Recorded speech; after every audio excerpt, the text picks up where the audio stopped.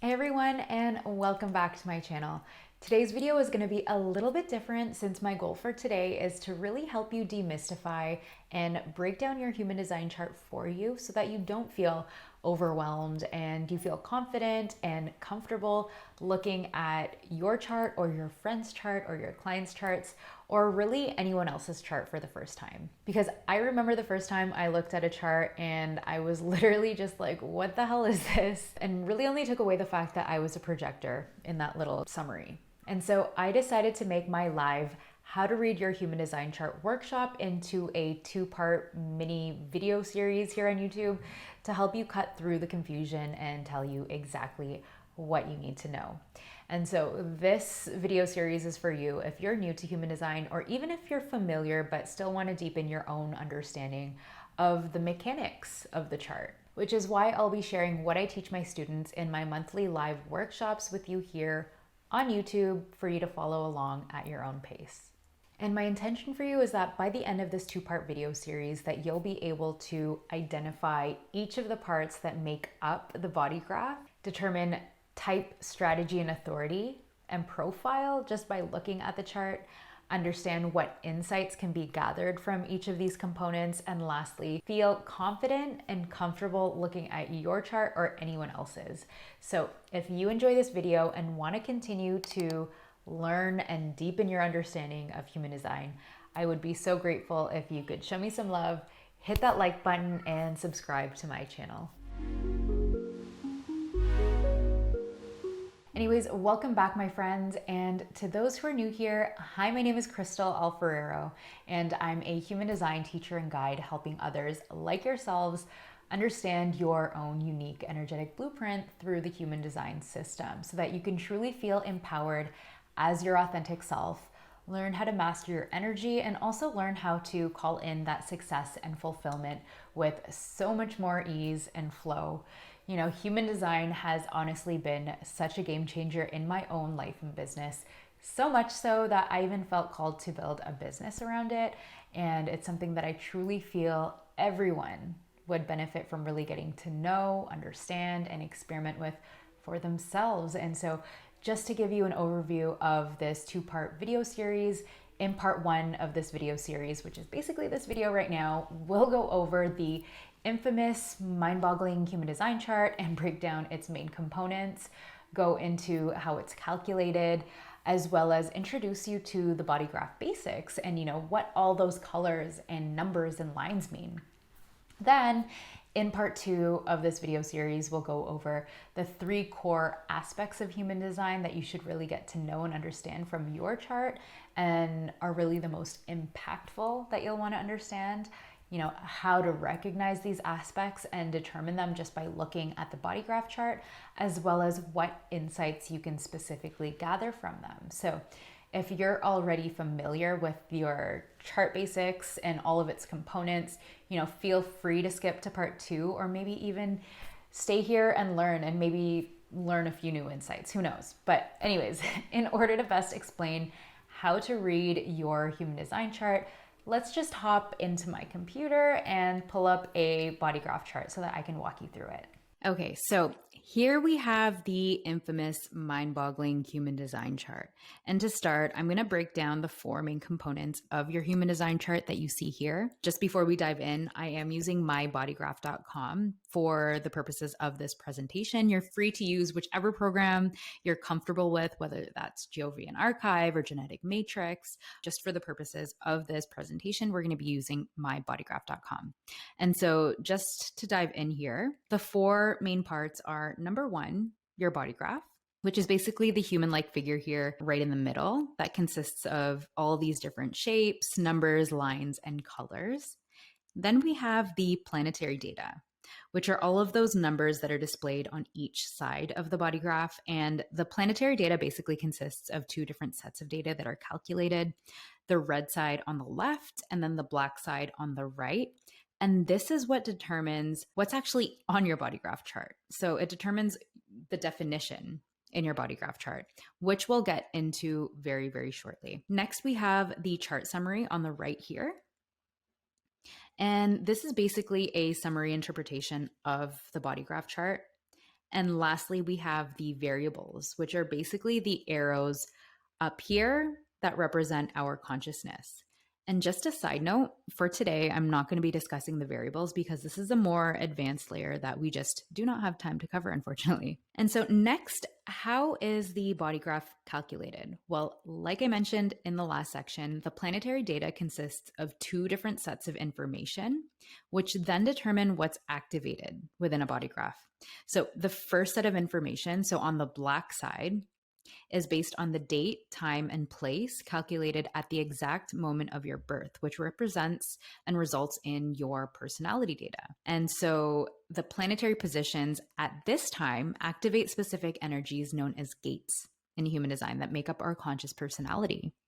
Now, the second set of information here on the red side, which you might not be as familiar with, is based on another time approximately 3 months prior to your birth, or if you want to be specific, 88 days prior to your birth, or 88 degrees of solar arc, which results in your design data.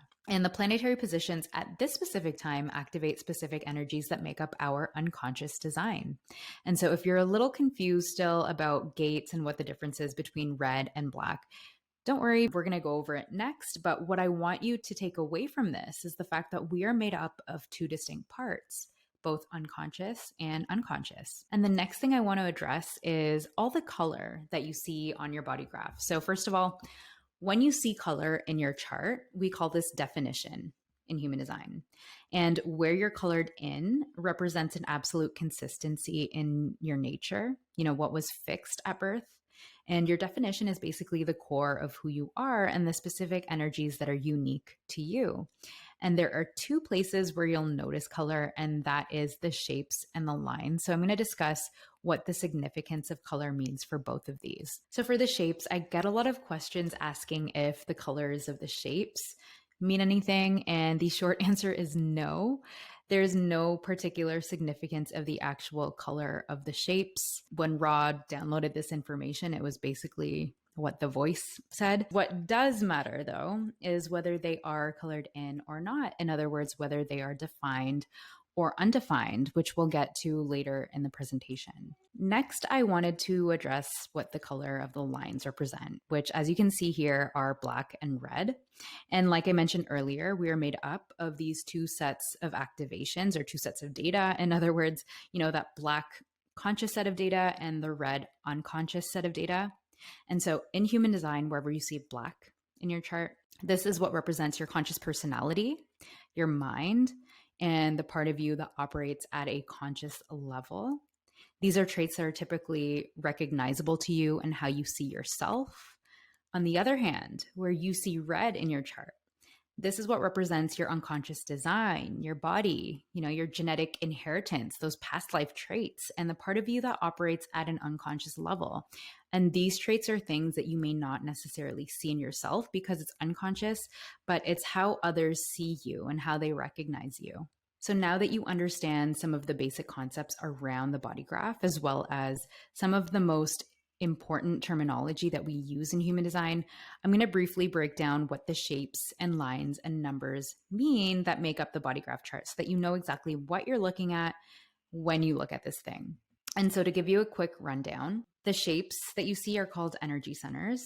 The numbers with these half lines that are kind of sticking out of them are called gates. And the full lines that connect energy centers are called channels. I'm going to go into each of these in a bit more detail so you know what they are and what insights they can give you. In other words, how they can actually help you. And so to start off, we're going to get into energy centers. And so the energy centers are basically hubs of subtle energy similar to the chakra system, which I'm sure most of you are familiar with. And there are 9 in total, each which correspond to a different theme or physical body part. So for example, the solar plexus represents emotions and emotional energy, and it's connected to the kidneys, pancreas, prostate, and nervous system. Whereas the head represents inspirations, questions, and is connected to the pineal gland and so on, as you can see here. And so when the energy centers are colored, that's when we call them defined centers. So, for example, you might have heard people say, define solar plexus, define spleen, whatever the case is. And when it's defined, it means that you have a fixed and consistent source of energy related to the theme of the center. And you have a fixed way of processing this type of energy. And these defined centers are what can give you insight as to, what gifts you are meant to share with the world and who you are.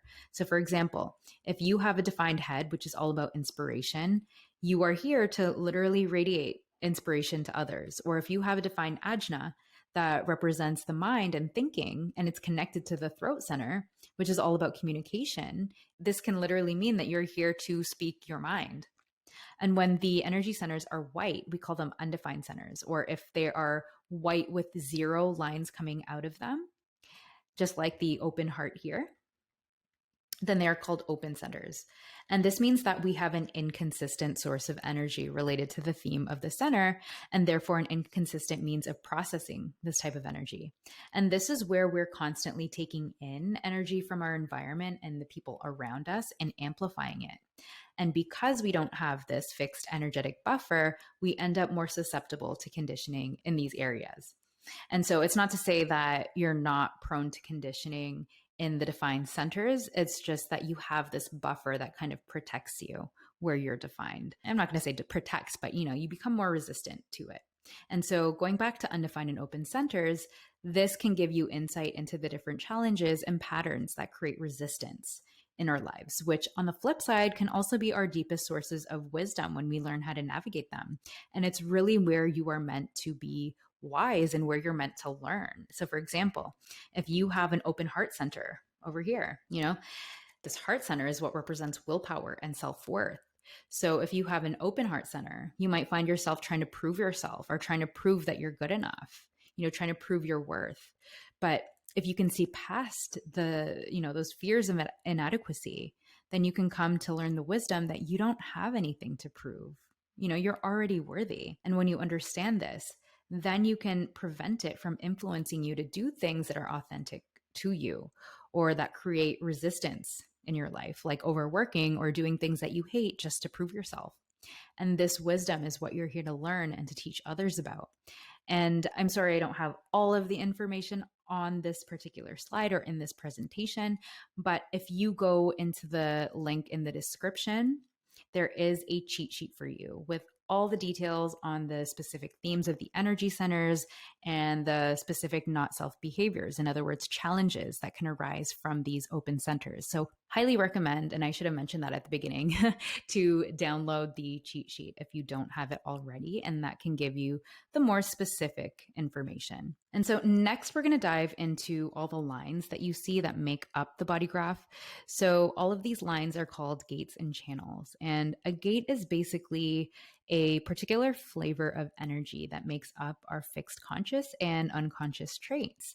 In each energy center, you'll notice that there's a bunch of numbers, and each of these numbers represent one of the 64 gates or hexagrams in human design. So when a gate shows up here on the side of your chart, it means that it's activated in your chart. And so when that happens, there will be the specific number will be circled in and a line will push out of it. So in this case, you can see gate 61 over here, activated on the conscious side by the Venus placement. Therefore, on the body graph, you'll see a corresponding number 61 circled with a black line pushing out of it. In fact, a gate can actually also be colored in red and black, meaning that it's both conscious and unconscious within you. You have it on the conscious side and the unconscious side. So let's say, for example, gate 38 over here at the bottom, you have gate 38 activated on the conscious side over here. And then you also have gate 38 activated on the unconscious side over here. And so if two gates are connected together, then this is what forms a channel, such as the case with gate 18 and gate 58. So on the bottom here, you can see that when they connect together, that's when they create a channel. And a channel is basically a stream of energy or a pathway that connects one energy center to the other. And these channels are what define your energy centers and create your unique circuitry, which also provide insight into your role and purpose in this lifetime. And just to demonstrate that, when this pathway is created between two energy centers, that's what activates and defines the energy centers on either side, as you can see in this example. So this channel 1858 at the bottom activates both the spleen and the root center.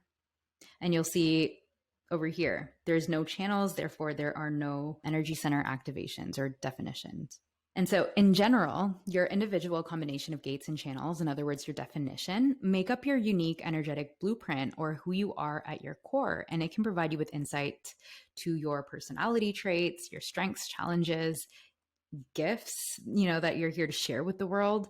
And it's really this unique energetic imprint that then determines everything else from your type, authority, profile, and so on. And in the next video, I'm going to show you how all of this cool stuff comes together. This brings me to the end of part 1 of this video series, where we answered the following questions. What are the basic parts that make up your human design chart? How is the body graph calculated? What does color mean in your body graph? What are the different parts of the body graph? And so if you enjoy this video, I'd be so grateful if you could show me some love, hit that like button, and hit subscribe to continue learning more about the wonderful human design system. So with that said, I hope you have an amazing day or evening wherever you are, and I'll catch you in part 2 of the video series. Bye.